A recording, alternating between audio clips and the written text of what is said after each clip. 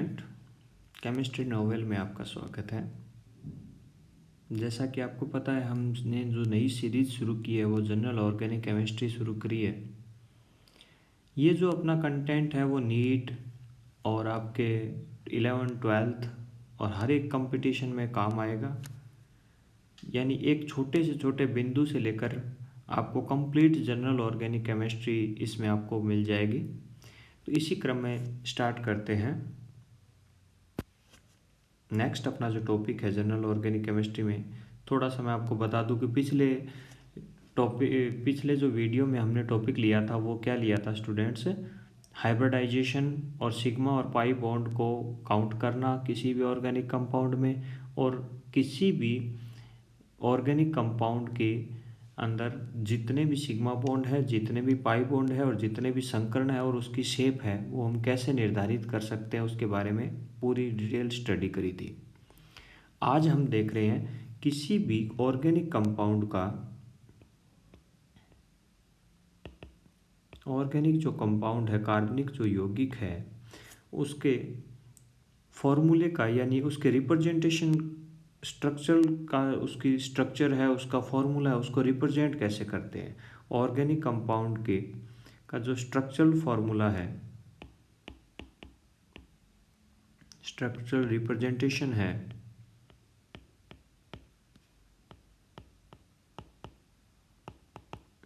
यानी उसका संरचनात्मक निरूपण कैसे किया जाता है। संरचनात्मक निरूपण कैसे किया जाता है, आराम से अपने पूरे वीडियो में जितने भी प्रकार से हम किसी भी ऑर्गेनिक कंपाउंड के फॉर्मूले को लिख सकते हैं उसके बारे में डिटेल से स्टडी करेंगे। आई होप पिछले वीडियो में आपके सब कुछ समझ आया होगा। तो चलो बात करते हैं रिप्रेजेंटेशन के। तो मेनली मोटे तौर पर जब बात करूं तो अपने एक तो होता है कंप्लीट स्ट्रक्चरल रिप्रेजेंटेशन बोलूं या फॉर्मूला, यानी पूर्ण संरचनात्मक सूत्र, कंप्लीट स्ट्रक्चरल फॉर्मूला। सेकंड होता है स्टूडेंट्स स्ट्रक्चरल फॉर्मूला।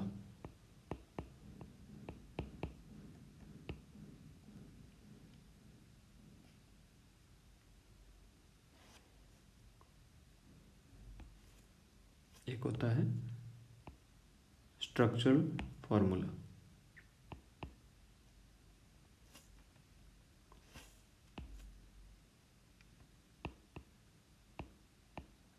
हिंदी में संरचनात्मक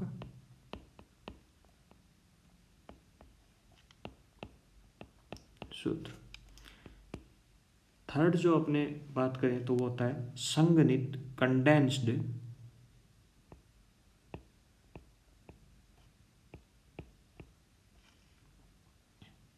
structural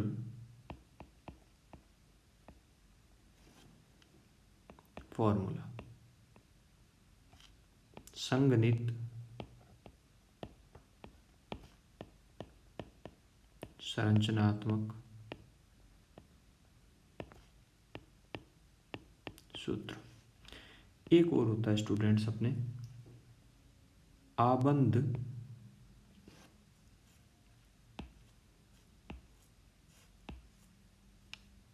bond line structural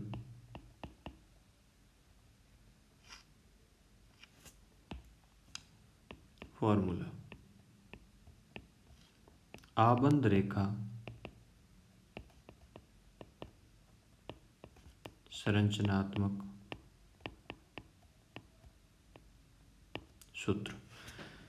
man अपने ये चार प्रकार के हैं। एक और पढ़ेंगे अपने, वो होता है त्रिविमीय सूत्र, यानी 3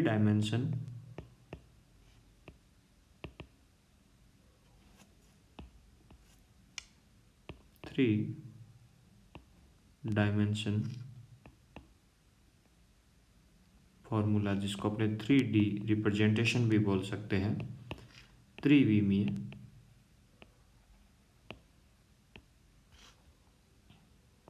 सूत्र या त्रिविमीय संरचनात्मक सूत्र। तो चलो बात करते हैं अपने सबसे पहले कंप्लीट स्ट्रक्चरल फॉर्मूला का। हम एग्जाम्पल के द्वारा अच्छी तरह से इसको समझने का प्रयास करेंगे। मैं एक एग्जाम्पल ले रहा हूँ जिसमें 4 कार्बन है और 10 हाइड्रोजन है। ये कोई भी एक मेरे पास ऑर्गेनिक कंपाउंड है जिसमें 4 कार्बन है और 10 हाइड्रोजन है। तो अब इसका अगर आपको कंप्लीट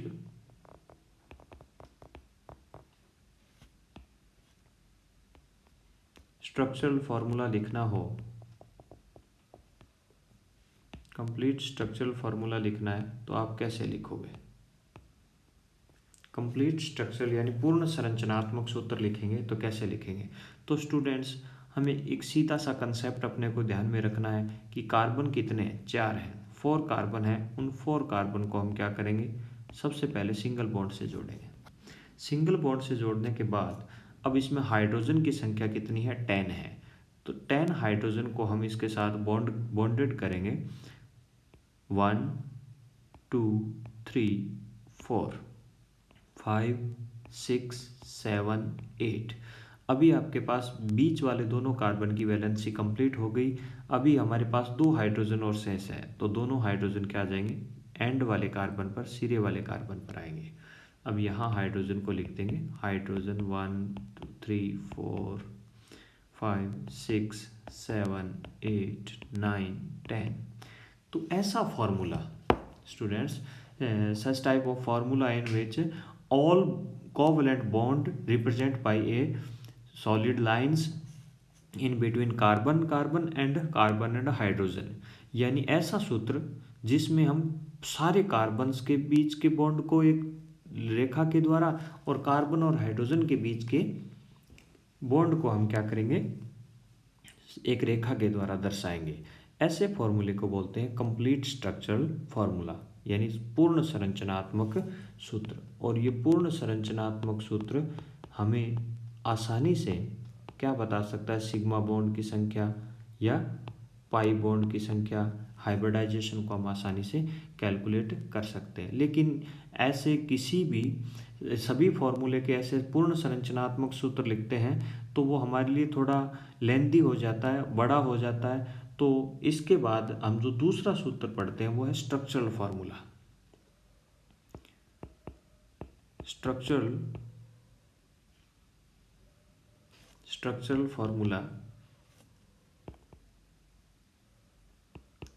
फॉर्मूला यानी संरचनात्मक सूत्र। संरचनात्मक सूत्र में हम क्या करेंगे? जो कार्बन और हाइड्रोजन के बीच की बंध रेखा है उसको नहीं दर्शाएंगे। केवल कार्बन कार्बन के बीच की जो बॉन्डिंग है, कार्बन और कार्बन के बीच के बॉन्ड को तो दर्शाएंगे, लेकिन हाइड्रोजन, कार्बन और हाइड्रोजन के बीच की बॉन्ड लाइन है उसको हम रिप्रेजेंट नहीं करेंगे स्टूडेंट्स। तो एक एग्जांपल लेते हैं अपने, जैसे मेरे को इसी को C4H10 का आपको क्या लिखना है स्टूडेंट? स्ट्रक्चरल फॉर्मूला लिखना है। तो वही सबसे पहले कार्बन, जितने भी कार्बन है उनके बीच के सिंगल बॉन्ड द्वारा हम दर्शा देंगे। सिंगल बॉन्ड से दर्शाने के बाद अब क्या करेंगे? हाइड्रोजन को 10 हाइड्रोजन है। अब 10 हाइड्रोजन क्या आएंगे? इसकी 2 वैलेंसी फ्री है, बीच वाले कार्बन की 2 वैलेंसी फ्री है, तो हम क्या करेंगे? 2 हाइड्रोजन इसके साथ अटैच कर देंगे, यानी बॉन्डेड 2 हाइड्रोजन दर्शा देंगे। अभी अपने पास 6 हाइड्रोजन रिमेन्स हो गए, तो हम क्या करेंगे? 3 हाइड्रोजन यहाँ पर और 3 हाइड्रोजन यहाँ पर। तो स्टूडेंट्स, ये जो फॉर्मूला है वो कौन सा है?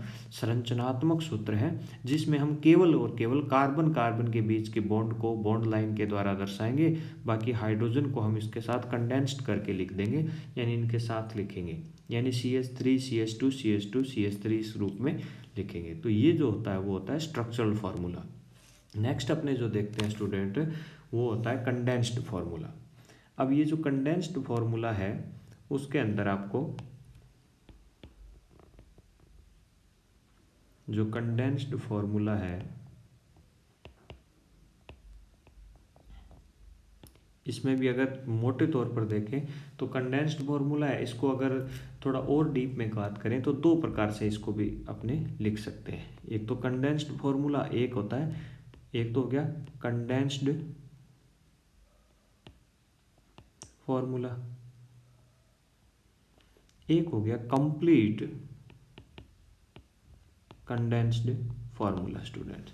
अब ये कंप्लीट कंडेंस्ड और इसका मतलब क्या है, तो हम वापस वही एग्जांपल लेकर के इसको समझने का प्रयास करेंगे। जैसे C4H10, यही स्टूडेंट्स, यही आपका क्या है, कंप्लीट कंडेंस्ड फॉर्मूला, यानी जिसमें सिर्फ और सिर्फ हम क्या करेंगे, जितने भी इसके अंदर एलिमेंट्स प्रेजेंट हैं उन सब के सिंबल को रिप्रेजेंट करके उनके सबस्क्रिप्ट में क्या कर देंगे, उनकी संख्या को दर्शा देंगे। तो ये हो गया कंप्लीट कंडेंस्ड फॉर्मूला।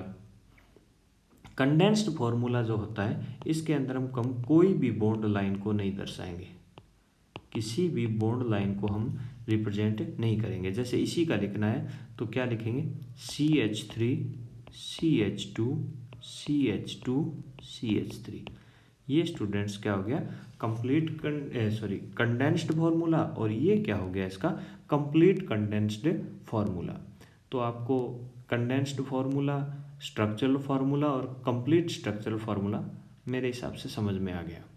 नेक्स्ट अपने जो लेते हैं वो होता है इसके अंदर बॉन्ड लाइन। ये इंपॉर्टेंट हो जाता है, इसको थोड़ा ध्यान से समझना। बॉन्ड लाइन फार्मूला, ये बॉन्ड लाइन स्ट्रक्चरल फार्मूला, आबंध रेखा संरचनात्मक सूत्र, आबंध रेखा संरचनात्मक सूत्र।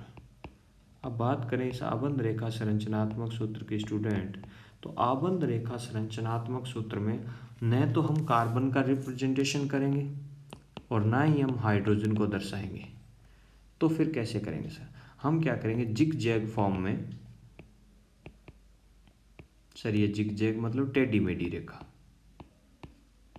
टेढ़ी मेढ़ी रेखा के रूप में हम क्या करेंगे, कंपाउंड के फॉर्मूले को दर्शाएंगे। सबसे पहले एक यही एग्जांपल लेते हैं, C4H10। तो स्टूडेंट्स आपके दिमाग में अगर आया है तो ये कौन सा फॉर्मूला हो गया, C4H10, ये तो कंप्लीट स्ट्रक्चरल फार्मूला है। अरे नहीं स्टूडेंट, ये कंप्लीट स्ट्रक्चरल फार्मूला नहीं है, ये तो क्या है, कंडेंस्ड फार्मूला है। कंडेंस्ड में भी कौन सा, कंप्लीट कंडेंस्ड फार्मूला है। तो आई थिंक ये आपके समझ में आ गया, पूर्ण संगणित संरचनात्मक सूत्र है। तो C4H10 को अगर अपने को बॉन्ड लाइन फॉर्मूले में रिप्रेजेंट करना हो तो ध्यान से देखिएगा, बॉन्ड लाइन फॉर्मूला कैसे हो जाएगा। हम क्या करेंगे, कार्बन को डॉट के द्वारा दर्शाएंगे, फिर दूसरे कार्बन को भी हम क्या करेंगे, डॉट के द्वारा, फिर क्या करेंगे,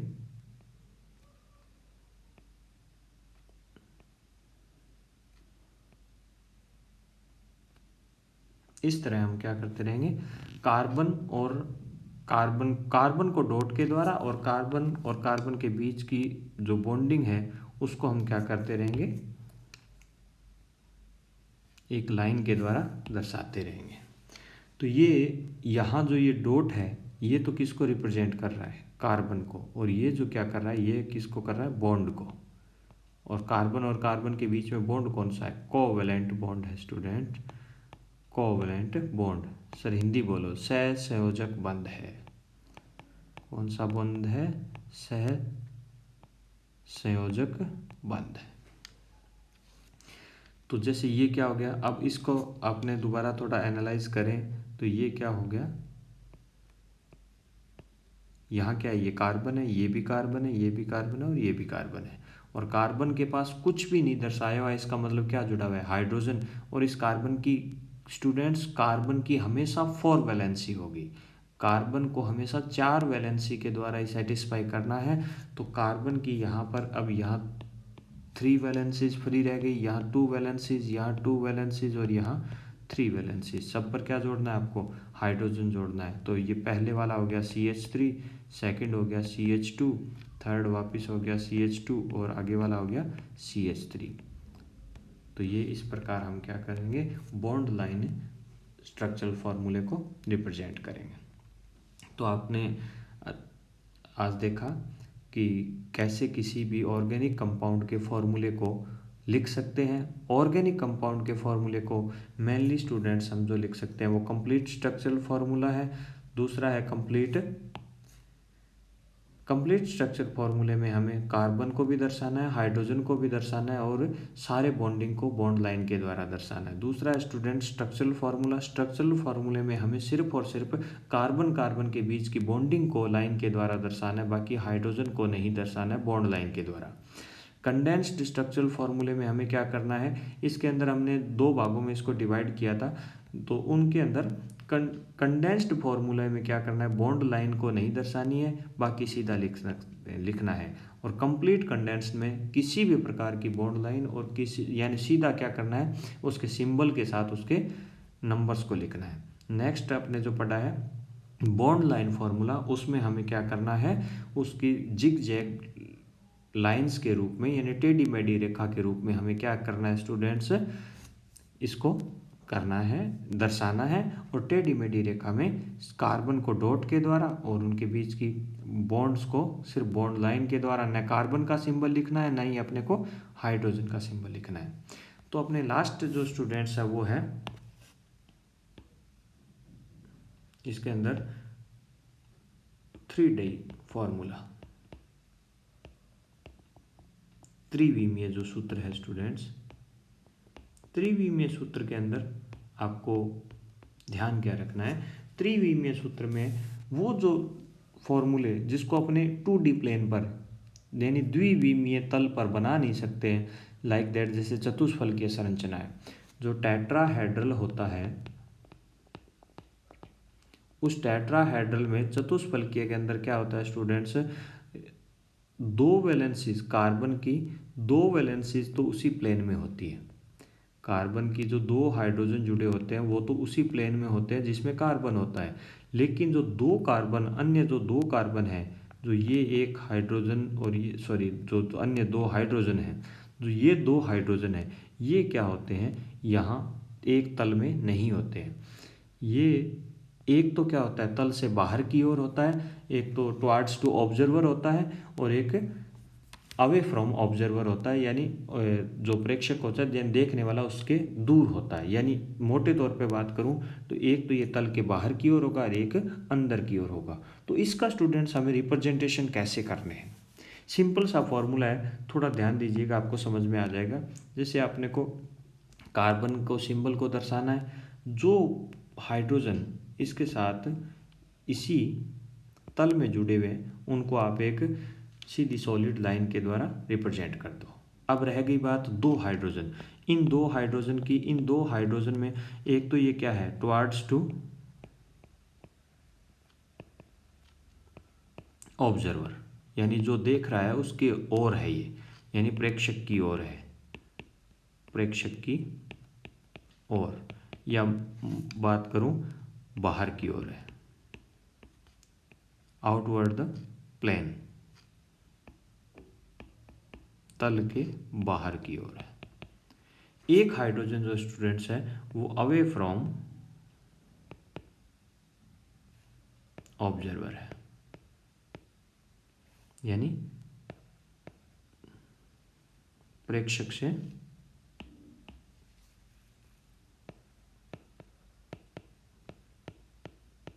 विपरीत, यानी अंदर की ओर है। किसके अंदर, तल के अंदर की ओर है।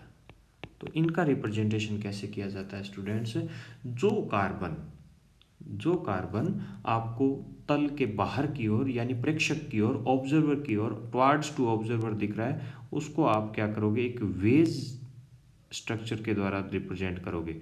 और वो वेज कैसी होनी चाहिए, वो जो आपको वेज संरचना है वो आपको कैसी रखनी है स्टूडेंट्स, सॉलिड रखनी है, यानी सॉलिड वेज के द्वारा आपको इसको क्या करना है, रिप्रेजेंट करना है। तो एक सॉलिड वेज यानी ठोस वेज रूपी संरचना के द्वारा आपको इसको रिप्रेजेंट करना है। तो ये हाइड्रोजन कौन सा हो गया, जो टुवार्ड्स टू ऑब्जर्वर है, यानी किसकी ओर है, बाहर की ओर, यानी ऑब्जर्वर यानी जो देख रहा है उसकी ओर है। दूसरा जो है स्टूडेंट्स है उसको आपको क्या करना है, रखना तो वेज लाइक स्ट्रक्चर ही है, लेकिन वो कैसी होनी चाहिए, डैश वेज। इस डैश वेज के द्वारा हमें रिप्रेजेंट करना है। ये जो है स्टूडेंट, ये जो है वो क्या है, अवे फ्रॉम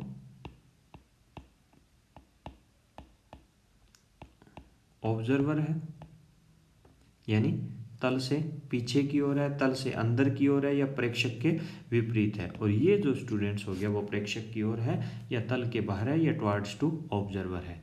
तो किसी भी आप 3D फॉर्मूले को 2D प्लेन में बनाना हो तो ये जो आपको तरीका है वो ध्यान में रखना है। इस तरह हम क्या कर सकते हैं, किसी भी 2D प्लेन के ऊपर 3D फॉर्मूले को रिप्रेजेंट कर सकते हैं। तो एक बार अपने ये सभी के एक बार एक एक एग्जाम्पल और लेते हैं। जैसे मैं आपको C5H12 है, इसका रिप्रेजेंटेशन बताता हूँ। तो सबसे पहले लेते हैं कंप्लीट स्ट्रक्चर। तो हमें क्या करना है, 5 कार्बन है, 5 कार्बन है, 5 कार्बन को 5 बॉन्ड लाइन के साथ दर्शा देना है। तो कंप्लीट स्ट्रक्चर जो फॉर्मूला है उसके अंदर हम क्या करेंगे, सारे हाइड्रोजन को क्या करेंगे, बॉन्ड लाइन के साथ लिखेंगे। तो सबसे पहले मैंने सभी कार्बन पर एक एक हाइड्रोजन जोड़ा है, उसके बाद में सभी कार्बन पर क्या कर रहा हूँ, एक एक हाइड्रोजन। और अभी 8 नंबर्स ऑफ हाइड्रोजन क्या हुए हैं, बॉन्डेड हुए हैं। अभी 2 हाइड्रोजन रिमेन्स है, उनको हम क्या करेंगे, एंड वाले कार्बन पर जोड़ेंगे।